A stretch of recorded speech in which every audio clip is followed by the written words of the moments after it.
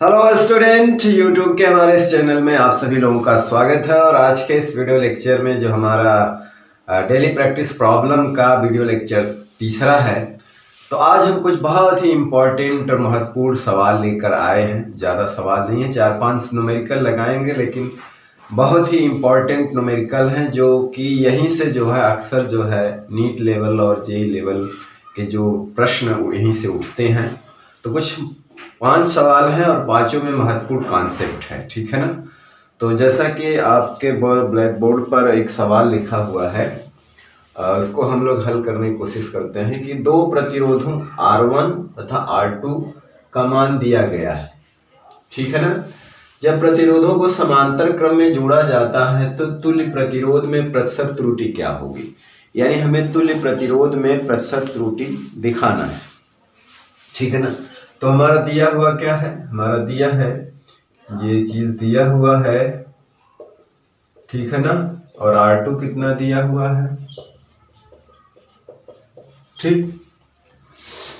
तो हमें इनको जब तुल्य समांतर क्रम में जोड़ा जाता है तो जो रिजल्टेंट यानी तुल्य प्रतिरोध होता है उसमें प्रतिशत त्रुटि क्या होगी। तो मान लेते हैं तुल्य प्रतिरोध RP, P मतलब पैरेलल है, तो हम इसको ऐसे जोड़ते हैं, हमें पता है 1/R1 प्लस 1/R2, ठीक है ना। 1/R1 plus 1/R2।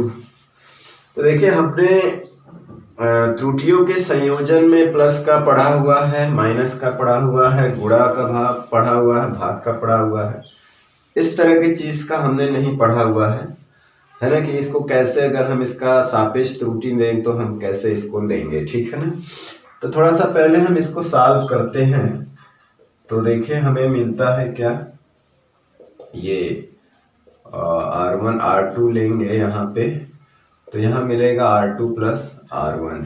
या अगर हम सिर्फ RP लेते हैं तो यहाँ हो जाएगा R1 R2 और नीचे R1 R2, ठीक है।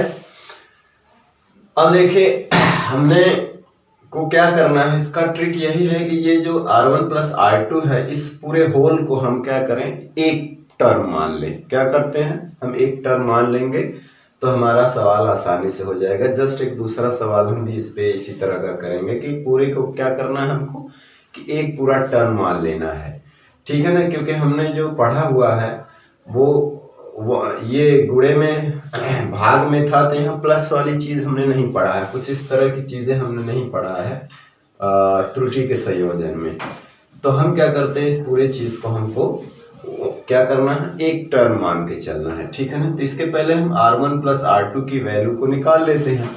तो यहां से देखिए R1 R2 अगर हम निकालना चाहें तो क्या मिलेगा हमको, देखिए 5 और 10 मिलकर कितना हो जाएगा, इधर हो जाएगा 15, और प्लस माइनस ये अगर ऋण भी रहता तो त्रुटियों का हमेशा योग किया जाता है, तो ये हो जाएगा 3, ठीक है ना। क्या हो जाएगा, 3 हो जाएगा। तो R1 plus R2 equal to कितना हो गया, A। जहां पे ये क्या है, इस जोड़ में प्रतिशत त्रुटि, इस जोड़ में क्या है, प्रतिशत त्रुटि है, ठीक है ना। जोड़ में क्या है, प्रतिशत त्रुटि है, ठीक। RP में हमें कैलकुलेट करना है तो इसी फार्मूले से आप कर सकते हैं। यहाँ पर देखिए R1 की वैल्यू क्या है, यहाँ पे 5 है, और R2 की वैल्यू क्या है, 10 है, और ये हो जाएगी 5 और 10, ये हो जाएगी 5 10 15। तो इसको काट देंगे तो हमें मिलेगा 5 3 15 15 50, यानी कि 10/3। RP की वैल्यू हमें मिल गई 10/3, ठीक है ना। अब चलिए, अब इसको हम जो है थोड़ा सा हल करते हैं। हमें चाहिए इसमें प्रतिशत त्रुटि, इसको हम लिखेंगे, गुणा में है तो इसको हम कैसे लिखेंगे, गुणा में है तो जोड़ की तरह लिखते हैं। तो ये हो जाएगा डेल्टा R1 अपान R1 प्लस डेल्टा R2 अपान R2, और ये भाग वाला ऊपर जाएगा तो इनवर्स आएगा, लेकिन हम ऐड करते हैं प्लस में, तो पूरा टर्म हमने 1 मान लिया, और ये हो जाएगा R1 प्लस R2। अब वैल्यू को रखना है, ठीक है ना। तो डेल्टा RP है और परसेंटेज लेना है तो यहाँ 100 से गुणा भी करते चलिए। तो चलिए डेल आर वन की बात करें तो ये डेल आर वन है, ये क्या है 0.2, R1 कितना है 5 गुणे 100। डेल R2 है 0.1, ये 10 है 100 प्लस। अब देखिए अभी R1 प्लस R2 की हमने वैल्यू निकाली है, तो ये जो 0.3 आया है डेल, ये त्रुटि आई ना, डेल की वैल्यू आई 0.3 है, और R1 प्लस R2 की जो वैल्यू निकाली आएगी वो 15 है, ठीक है ना, 15 इंटू 100। यहाँ पे इसका निकालना कोई खास नहीं है, वो आरपी की वैल्यू है, तो आरपी में ही तो हमें परसेंटेज त्रुटि चाहिए, उसकी कोई खास बात यहाँ पे नहीं है, ठीक है ना। तो चलिए सॉल्व करते हैं इसको। तो ये क्या हो जाएगा, ये हो जाएगा एक 0 से 1 पॉइंट हट जाएगा, 10 दूनी 20, और ये जाएगा 5 चौको 20, 4% हो जाएगा, प्लस ये 1% हो जाएगा, 1%, अब प्लस यहाँ पे देखिए ये हो जाएगा 1 0 से 10 हट जाएगा, यानी कि 30/15 हो जाएगा, 15 गुना 30 यानी 2%। तो 4% प्लस 1% प्लस 2% मिला करके कुल 7%। तो कितना आएगा 7%। तो यहाँ पे एक चीज का केयर करना है कि इसको हम पूरा एक टर्म मान करके चलेंगे, और इसी की वैल्यू यहाँ से हम कैलकुलेट कर लेंगे। और ये जो है जो आरपी है, सिर्फ आरपी की वैल्यू है, हमें पूछेगा तो 10/3 ओम आएगी, ठीक है ना, तो उसका तो इसमें जिक्र नहीं है, ठीक है ना। चलिए इसी तरह का एक बिल्कुल सिंपल सवाल, मतलब इसी टाइप का एक सवाल है जो घनत्व से रिलेटेड है, सापेक्ष घनत्व से रिलेटेड है, उसको देखते हैं, इसी का रिपीटेशन हो जाएगा, ठीक है ना। चलिए तो अगला सवाल जो है वो बिल्कुल पहले की तरह है, थोड़ा सा मतलब है कि वो टॉपिक चेंज हो गई है ना। तो किसी पिंड का हवा में भार ये दे रखा है ग्राम भार, और पानी में ये ग्राम भार दे रखा है, तो पिंड के पदार्थ के सापेक्ष घनत्व में अधिकतम प्रतिशत त्रुटि क्या होगी। देखिए सवाल बिल्कुल उसी तरह से है, लेकिन लगाएंगे तभी लगा पाएंगे जब आप पदार्थ, किसी पिंड के पदार्थ का सापेक्ष घनत्व का फार्मूला आपको पता हो, क्योंकि जब तक आपको फार्मूला नहीं पता रहेगा तब तक आप इसको लगा नहीं सकते हैं। तो पिंड के पदार्थ का सापेक्ष घनत्व जो होता है, पिंड के, हल करें इसको, तो पिंड के पदार्थ का सापेक्ष जो घनत्व होता है, सापेक्ष घनत्व डी मान लेते हैं, सापेक्ष घनत्व को रो या डी जो भी चले, डी मानते हैं। पदार्थ का वायु में भार, यानी पिंड का क्या होगा, वस्तु का भार, हवा में भार, एक तरह से कह लेंगे कि वस्तु का हवा में भार, यानी वही पदार्थ का हवा में भार बटे वस्तु के भार में कमी, या ना होना चाहिए कि वस्तु के भार में कमी। कमी का मतलब है वस्तु का, एक तरह से कहा जाए कमी, या इसी को कहा जाए कि वस्तु का पानी में भार कितना है ना, कमी कितना कमी हो गई, तो वस्तु का हवा में भार बटे वस्तु का पानी में भार, ये भी कह सकते हैं, है ना। वस्तु का पानी में भार मतलब क्या हुआ, वस्तु का यानी वही पदार्थ का हवा में भार, वायु में भार, और वस्तु के भार, पानी में वस्तु के भार में कमी, पानी में वस्तु के भार में कमी। देखिए हवा में भार, ग्राम भार को हम लोग W मान लेते हैं, ठीक है ना। तो ये नीचे क्या होता है, कमी कितनी होती है, कमी, तो कमी जो होती है वस्तु का हवा में भार बटे वस्तु का पानी में भार। नहीं, यहाँ पे ये चीज गलत लिखा दिया गया, वस्तु का पानी में भार नहीं रहेगा, वस्तु पानी में वस्तु के भार में कमी होना चाहिए, ठीक है ना। यहाँ पे रहेगा वस्तु का पानी में वस्तु के भार में कमी पानी में, तो कमी कितना आएगी? कमी आएगी कि वस्तु का वायु में भार क्या था, वस्तु का वायु में भार माइनस वस्तु का पानी में भार, वस्तु का पानी में भार।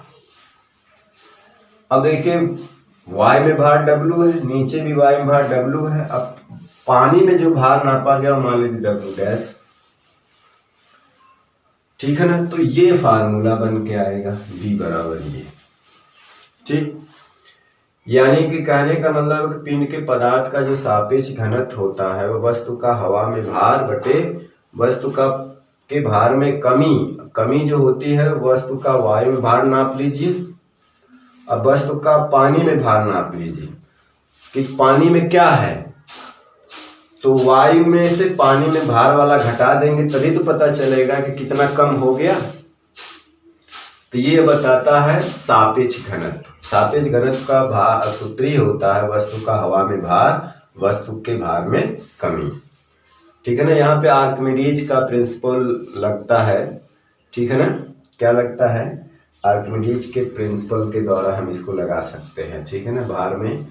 भार में जो कमी होती है वो वस्तु के द्वारा हटाए गए द्रव के भार के बराबर होती है। अगर देखा जाए तो वस्तु के भार में जो कमी होती है वो वस्तु कितना पानी का भार हटाता है वही वो कमी होती है, या कह लीजिए कि उस वस्तु पर पानी के द्वारा कितना उत्क्षेप बल उत्प्लावन बल लगता है उतने के बराबर वस्तु के भार में कमी हो जाएगी। तो इसको हम इस तरह भी लिख सकते हैं, वस्तु का हवा में भार बटे उत्प्लावन बल या बटे वस्तु द्वारा हटाए गए द्रव का भार, ठीक है ना।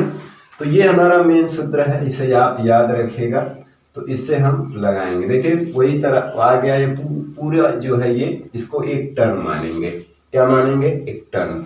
तो पहले हम इसको कैलकुलेट कर लेते हैं। तो W माइनस W डैश क्या है? ये वस्तु का पानी में भार है, मान ली नाप लिया गया, अरे हवा में भार है। तो देखिए W ये है दिया है ना, हवा में भार और पानी में भार, ये पानी में दिया हुआ है ना वस्तु का पानी में भार। तो देख घटाना है तो ये मेन वाला टर्म घट जाएगा, 10 में से 5 जाए 5 आएगा। लेकिन यहाँ एक गलती मत करिएगा, जो त्रुटि होती है वो घटेगी नहीं बल्कि क्या होगी? ऐड होगी। घटाएंगे तब तो जीरो हो जाएगी, त्रुटि की जीरो होती नहीं। त्रुटि क्या होती है? वो जीरो नहीं होती, ऐड होती है। तो क्या हो जाएगी? इतना हो जाएगी, इतना ग्राम भार हो जाएगा, ठीक। हमें पता हो गया। इस पूरे टर्म को एक मानेंगे। तो अब प्रतिशत त्रुटि निकालना है तो हम इस तरह से निकाल लेते हैं। देखिए ये पूरा एक टर्म हो गया। अब ये भाग वाला ऊपर जाएगा तो यहाँ पे हम डेल्टा लगाएंगे और यहाँ पे क्या लिखेंगे, ठीक, और गुणे 100 कर देंगे और यहाँ पे भी क्या कर देंगे? गुणे 100, ठीक। तो देखिए डेल W, अगर हम W की बात करें, ये हवा ये W है और ये एक तरह से जो पानी में भार है उसका हमने जो नाम लिया है उसको W डैश कर दिया। तो चलिए अब यहाँ पर देखिए ये कितना है? 0.1 और W कितना है? 10, तो गुणे करना है 100। चलिए यहाँ पर आइए, इसकी वैल्यू हमने अभी निकाली है, कितना है? 0.2। ये डेल वाली है ये, जिसको हम लिख सकते हैं plus minus del W minus W dash कर सकते हो, और ये W माइनस W डैश, ठीक है। तो यहाँ पर क्या हो जाएगा? W माइनस W डैश, इसकी सिर्फ वैल्यू कितनी है? वहाँ पे 5 है और यहाँ पे हम लोग क्या करेंगे? गुणे 100। देखिए 10 से 10 कट गया, यानी यहाँ पे 1% हो जाएगा, प्लस यहाँ पे 20 बटे 5 चौको 20, 4%, यानी 1% प्लस 4% कितना हो जाएगा? 5%। कितना आएगा? 5%। तो बिल्कुल पिछले तरह का सवाल था, बशर्ते आपको ये फार्मूला याद आना चाहिए। ठीक है ना। चलिए अगला सवाल जो आपके ब्लैक बोर्ड पर, ये बहुत ही इम्पोर्टेंट है, बहुत ही महत्वपूर्ण है, क्योंकि नीट लेवल की बात करें या जेईई मेंस की लेवल एडवांस की बात करें तो उसमें जो है ये इस टाइप का कई सवाल, थोड़ा सा ये जो न्यूमेरिकल वैल्यू है ये बदल बदल करके इसी सवाल को कई टाइप से पूछा गया है, लेकिन यहाँ पे जो हम कॉन्सेप्ट बताएंगे वही हर जगह यूज होगा। तो एक सवाल जो है हम बढ़िया से करते हैं और इसी आधार पे आप कई सवालों को लगा सकते हैं, ठीक है ना। तो पहले हम बात करते हैं कि यदि सरल लोलक का आवर्तकाल ये है तो लोलक की लंबाई दी हुई है सेंटीमीटर, आवर्तकाल दिया हुआ, तो जी के मान में प्रतिशत त्रुटि क्या होगी। अभी बाद वाली चीज को हम बाद में चर्चा करते हैं, पहले शुद्ध पे आते हैं। हमारा दिया हुआ है t बराबर 2π√L/g। अब दोनों तरफ का स्क्वायर कर देंगे तो ये हो जाएगा 4π² L/g। हमें g चाहिए, g को इधर ले आइए, 4π² हो जाएगा L/t। तो ये तो कांस्टेंट है, इसमें कोई त्रुटि होगी नहीं, जो भी होगी इसी में होगी। तो हम इसमें सापेक्ष त्रुटि ले लेते हैं, Δg/g, ये हो जाएगा ΔL/L प्लस ये सॉरी स्क्वायर रहेगा यहाँ पे, तो ये 2ΔT/, इस तरह का कुछ आएगा, ठीक है ना, कुछ का यही आएगा, ठीक है, इस तरह का कर चुके हैं। हमें ΔL और L पता है, L की लंबाई 10 सेमी है तथा आवर्तकाल इतना है, तो G के मान में प्रतिशत त्रुटि। तो देखिए सरल लोलक लंबाई का हमें ΔL नहीं पता है, हमको ΔL नहीं पता है, लेकिन जो जब नहीं पता होता है तो हम क्या करते हैं कि जो वैल्यू होती है उसके लास्ट पे 1 रख के बाकी को 0 कर लेते हैं। हालांकि मीटर स्केल से नापा गया है तो इसका जो लीस्ट काउंट होगा 0.1 सेमी या 1 मिलीमीटर, ठीक है। आवर्तकाल हमें ΔT पता है और L पता है, लेकिन ΔT नहीं पता है, ठीक है ना।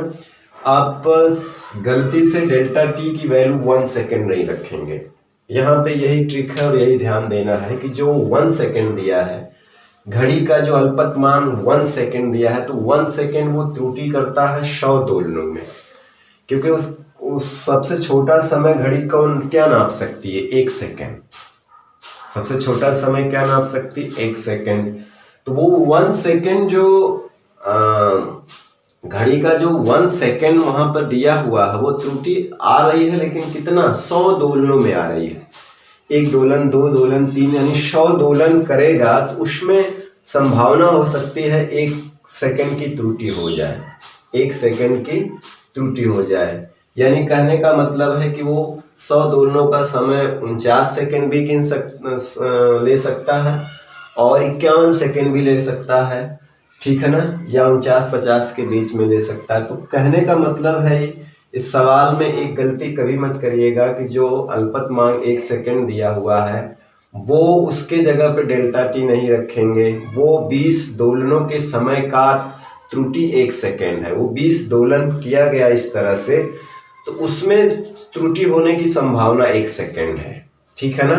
तो वो एक तरह से जो समय दिया है ये t बराबर ये 50 सेकेंड दिया हुआ स्मॉल t, और ये ΔT जो दिया हुआ है 1 सेकेंड दिया हुआ, एक तरह से ये 20 दोलनों का दिया हुआ है, ठीक है ना। यही चीज को आपको यहाँ पे समझना है। अब हमको ΔT की वैल्यू निकालना है, क्योंकि हमें t पता है कितना है, 0.5 सेकेंड। अगर ये कभी कभी नहीं दिया रहेगा तब भी हम यहाँ से निकाल सकते हैं, ठीक है ना। तो चलिए इसमें हम कुछ चीजें निकालते हैं कि ΔT कैसे कैलकुलेट करेंगे। तो देखिए यहाँ पे क्या है, मान लेते हैं n दोलन का समय क्या होता है, n दोलन का समय दिया हुआ है, n दोलन का समय मान लीजिए t सेकेंड है, एक जनरल फार्मूला बना रहे हैं। तो n दोलनों का समय t सेकेंड है, तो एक दोलन का समय क्या हो जाएगा, t/n सेकेंड होगा ना। तो एक दोलन में लगा हुआ समय को ही तो हम आवर्तकाल कहते हैं, तो ये आवर्तकाल हो गया, ये t/n। यहां से अगर हम सापेक्ष त्रुटि ले तो इसको हम ऐसा लिख सकते हैं, ठीक है ना। और ये क्या है, एक नंबर है, और इसको इसे हम नहीं लिखेंगे, एक नंबर है, प्योर नंबर एक तरह से है। तो जो आवृत्ति है वो उसमें कोई त्रुटि नहीं होगी, तो एक नंबर है, ये कांस्टेंट मान सकते हैं एक तरह से। तो हमारा जो फार्मूला में निकल के आया वो डेल टी अपान टी और स्मॉल टी ए टी, ठीक है ना। या आप डेल्टा टी को डायरेक्ट निकालना चाहते हैं तो ये जो है आप इस तरह से भी निकाल सकते हैं, डेल्टा टी अपान एन से, डेल्टा टी अपान एन से इस तरह से भी निकाल सकते हैं, ठीक है ना। डेल्टा टी को निकालना चाहें तो डेल टी का हमारा मान क्या है 1 सेकेंड, और दोलनों की संख्या कितना है 100। तो एक तरह से प्योर नंबर है, तो प्योर नंबर का तो ये हमें पता है 100 दोलन, तो 100 तो फिक्स है ना, तो उसमें त्रुटि होने की संभावना नहीं है, इसीलिए हमने यहाँ पे यन का में कोई त्रुटि होगी नहीं, वो तो फिक्स है, 100 करना ही करना है, न 100 से ज्यादा लेना है न 100 से कम लेना है, ठीक है ना।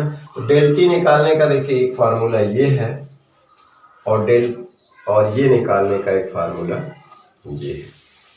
तो आप इस दो फार्मूले से आप इसको निकाल सकते हैं। कभी कभी क्या होता है कि अगर ये नहीं दिया रहता है तभी आप यहाँ से निकाल सकते हैं।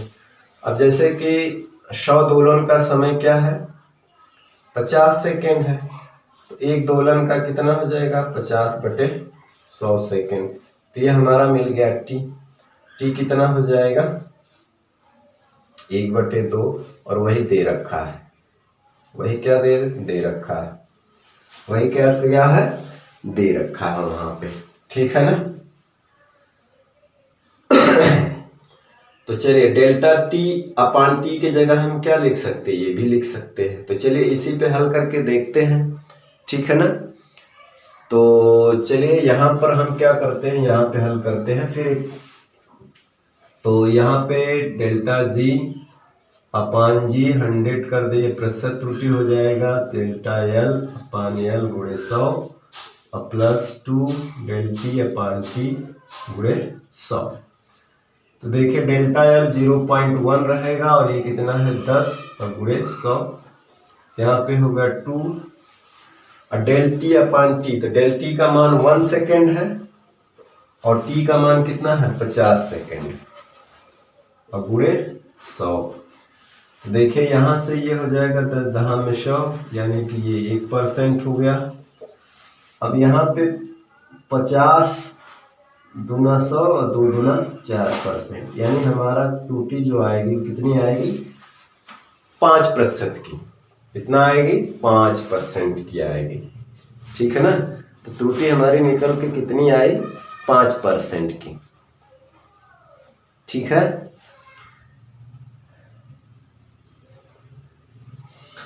आप यहाँ पे चाहे तो डेल्टा टी का अलग मान और टी का अलग मान भी रख सकते हैं, डेल्टा टी का अलग मान और टी का अलग मान भी रखेंगे तो यही आएगा।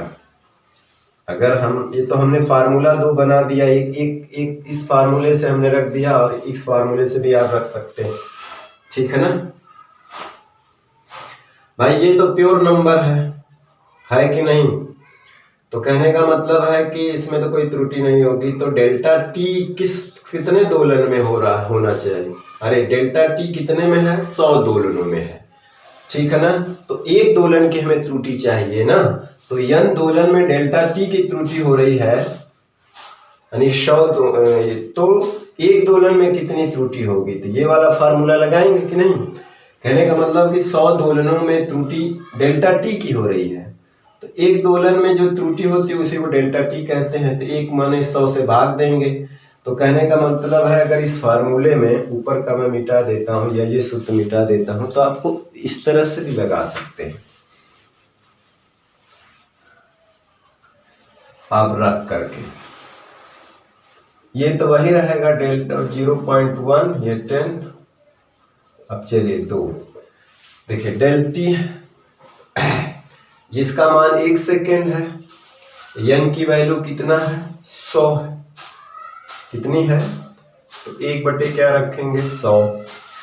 अब हमें t की वैल्यू चाहिए, तो t की वैल्यू तो ऑलरेडी 0.5 है, या तो आप यहाँ से निकाल सकते हैं, यहाँ पे 0.5 निकाल सकते हैं, ये हो जाएगी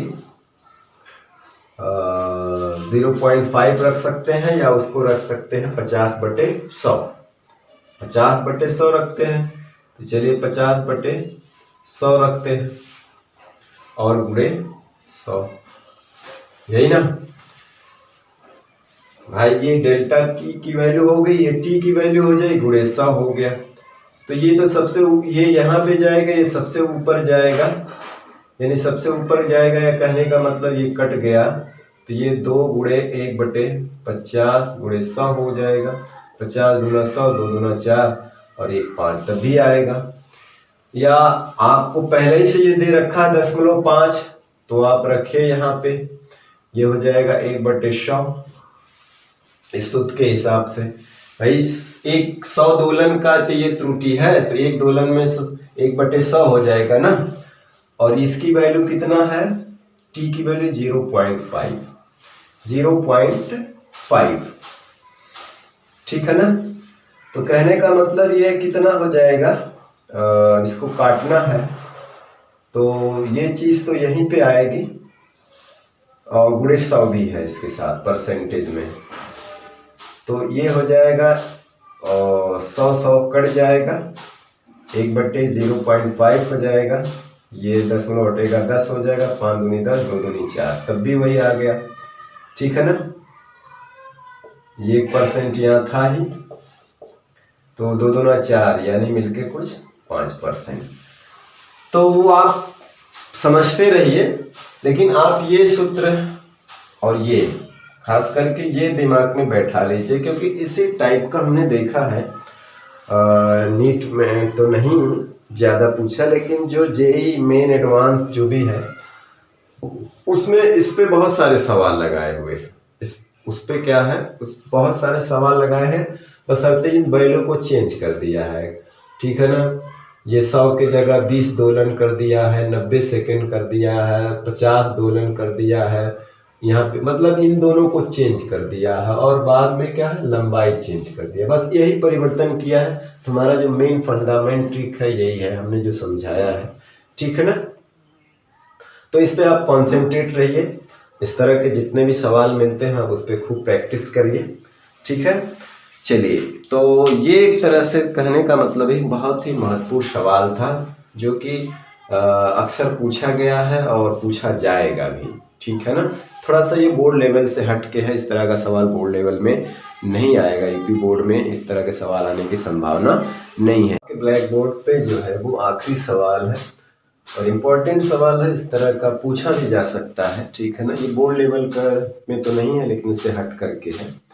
पहला कि निम्न में प्रतिशत त्रुटि की गणना कीजिए। मीटर छड़ द्वारा मापी गई 50 सेमी की दूरी। देखिए, ये जो 50 सेंटीमीटर लिखा हुआ, पहले हम इसमें बात करेंगे कि इसका अल्पतमांक क्या होगा, इसकी त्रुटि कितनी होगी। तो त्रुटि 1 सेमी की होगी, इसलिए कि यहाँ पे देखिए विदाउट डेसिमल है और लास्ट में दाहिनी ओर 0 है, तो हम इसमें काउंट करते हैं। अगर एट रैंडम ऐसी तरह से कोई संख्या लिखी है तो हम बोलते हैं कि इसमें कितना सार्थक अंक है, 1। लेकिन अगर कोई वैल्यू किसी मापक यंत्र द्वारा मापी गई है और विदाउट डेसिमल हो और दाहिनी अंक में जो एंडिंग 0 हो, तो हम इसमें 2 सार्थक अंक मानते हैं। तो इस हिसाब से हमारा जो है एल हो जाएगा 50 सेंटीमीटर, और अगर हम डेल्टा एल त्रुटि मानेंगे तो लास्ट वाले पे 1 रख के यहाँ पे 0 रख देंगे, तो 0.1 सेमी, ठीक है ना। इस बारे में हमने वीडियो में चर्चा किया हुआ था। तो इस तरह से इसकी अगर हम प्रतिशत त्रुटि की बात करें तो डेल्टा एल अपान एल गुणे 100, तो ये हो जाएगा 1/50 गुणे 100, यानी कि 2% आएगा। ये आंसर सही है। दूसरा है रासायनिक तुला द्वारा तौला गया 1 ग्राम। देखिए, रासायनिक तुला उसे कहते हैं जो 1 ग्राम से कम को भी तौल सकता है। 1 ग्राम से कम क्वांटिटी को जो तौल दे उसे रासायनिक तुला कहते हैं। उसके द्वारा इससे कम भार को भी तौला जा सकता है। और एक चीज यहाँ पे थोड़ा सा नोट करने वाली पॉइंट ये है कि जो रासायनिक तुला होता है उसका जो अल्पतमांक होता है, यानी रासायनिक तुला जो है वो ज़्यादा से ज़्यादा त्रुटि जो है इतना कर सकता है। यानी कि अगर हम भार देखें W तरह से मास या भारी देखें तो 1 ग्राम भार है, लेकिन यहाँ पे डेल W या इसको मास भी लिख सकते हैं। तो जो रासायनिक तुला का जो अल्पतमांक होता है वो इतना होता है, ठीक है ना, इतना। या ग्राम में अगर केवल मास की बात करें, वेट की बात मत करें, तो इतना ग्राम भार होता है। तो ये इसकी त्रुटि ज़्यादा से ज़्यादा इतनी त्रुटि कर सकता है। ये बात थोड़ा नोट करने वाली पॉइंट है, आप गूगल पे सर्च कर सकते हैं कि रासायनिक तुला का जो अल्पतमांक होता है 0.0002 ग्राम, ठीक है ना। या इसकी मास की बात करें तो भार हटा दीजिए, केवल मास रखिए, ठीक है। तो इसमें त्रुटि क्या हो जाएगी, तो डेल्टा एम अपान एम गुणे 100। तो देखिए डेल्टा एम कितना है, ये 2 अपान ये 1 है गुणे 100। तो ये दशमलव यहाँ आ जाएगा, यानी कि इतना % की त्रुटि हो जाएगी। विराम घड़ी द्वारा मापा गया समय 4 मिनट है। तो आप टी जो है, टी को 4 मिनट दिया हुआ है, तो इसको आप बना लीजिए सेकंड में। तो 4 गुणे 60 यानी कि 240, 6 चौको 24 सेकेंड। तो टी अब हमें मिलना है डेल्टा टी। तो विराम घड़ी का जो अल्पतमांक होता है वो 1/5 सेकेंड होता है, विराम घड़ी का। याद रखिएगा, नोटिंग पॉइंट, विराम घड़ी का जो अल्पतमांक होता है वो 1/5 सेकेंड होता है। और कोई उपकरण जो है अपने अल्पतमांक के बराबर ही त्रुटि कर सकता है, अपने अल्पतमांक के बराबर ही क्या कर सकता है, त्रुटि कर सकता है। तो इस तरह से इसकी त्रुटि हमें पता चल गई। तो हम ये सापेक्ष त्रुटि और ये प्रतिशत त्रुटि, तो कहने का मतलब है कि 1/5/240 सेकेंड गुणे 100, यानी आए तो ये 5 नीचे ही आएगा, 240 और ये गुणे 100 है, 1 0 कट गया, 5 दूनी 10 और 2/24 यानी 1/12, 1/12% आएगी। आप इसको भाग दे करके और भी छोटा कर सकते हैं, यानी 0.08 के लगभग आएगा। अगर भाग देखेंगे तो इतना % आना चाहिए, ठीक है ना।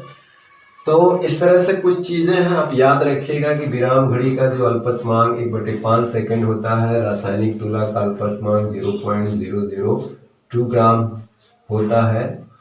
और मीटर क्षण द्वारा अगर इस तरह से दी गई है, अगर ये दशमलव में दी रहती तो तब तो हम सार्थक अंक लेते ही लेते। उसको हमने इस पे एक नोट भी लिखवाया है। तो कोई भी माप अगर दी गई है और उससे लास्ट में 0 है तो सबको काउंट करते हैं सार्थक अंक में, ठीक है ना। तो यहाँ पे एक चीज माइंडेड करने वाली बात है, ठीक है, ठीक। और यहाँ पे ये चीज और ये विराम घड़ी वाला ये याद रखिएगा, ठीक है। तो चलिए, आज के हमने 4 सवाल अटेम्प्ट किया और चारों एक से एक सवाल थे और चारों महत्वपूर्ण सवाल थे और चारों बोर्ड लेवल से हटके थे, ठीक है ना। तो चारों को आप बहुत बढ़िया से प्रैक्टिस करिए और उससे रिलेटेड जितने भी एग्जाम्पल आपकी किताब में मिलते हैं, आपने अपने पास रखे होंगे, वहाँ पे जा कर के उससे टैली करा कर प्रैक्टिस करिए, ठीक है। तो आज का वीडियो लेक्चर हम यही समाप्त करते हैं और ये टॉपिक भी यहीं समाप्त होता है और नेक्स्ट टॉपिक के साथ फिर नेक्स्ट वीडियो लेक्चर में हम फिर मिलते हैं। तब तक पढ़ाई करते रहें, पढ़ते रहें। All the very best, thank you very much.